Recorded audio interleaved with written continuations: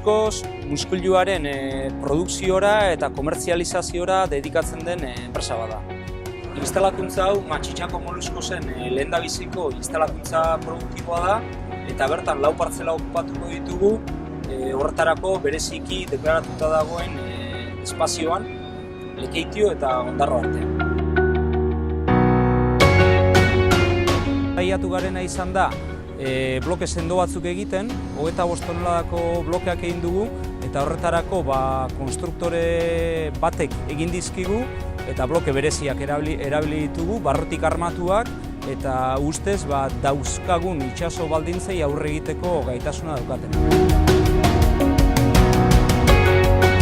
Blokeak Ondarroko portura ekarri ziren eta bertan ordenatuta utzi ziren muntaiako txalupak jasotzeko moduan.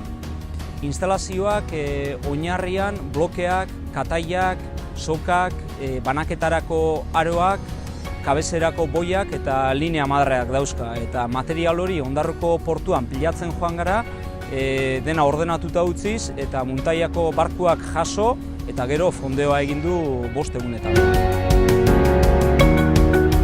Fondeoa 5 egunetan egitea lortu dugu, lan zaila izan da, lan berezia da, baina koordinazio oso ona egin dugu enpresa armadorearekin eta gure pertsonala eta enpresa armadorearen bitartez fondeoa bai formaz eta bai plazoz ondo egitea lortu dugu.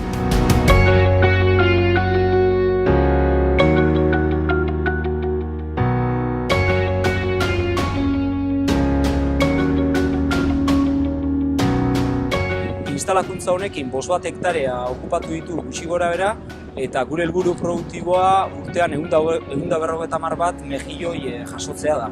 Enpresak dauzkan beharrezan komertzialak kontuan izan da eta lehendabiziko usta 2019an jasoko dugula kontuan eukita, 2019an lehendabiziko espedizio zentroa zabalduko dugu, non mejilloia salduko den eta 2020 urtean bigarren proiektu bati helduko diogu eta bigarren instalakuntza bat muntatuko dugu eta aurreratu dezakegu mejilloiaz aparte ostra ere izango dela bertan, ostra ere kultibatuko dugu eta aurreratu dezakegu une honetan gutxienez orain okupatu dugun espazioaren bikoitza okupatuko dugu.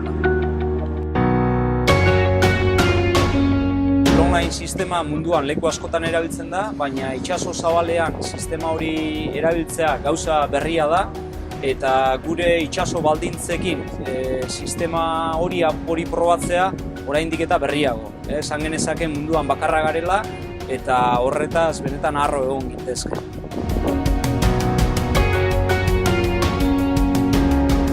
Bi 2015ko bukaeran enpresa sortu zenetik Eusko Jaurlaritzaren laguntza izan dugu eta bereziki instalakuntza hau aurrera eramateko itsas garapen elkartearen laguntza zen.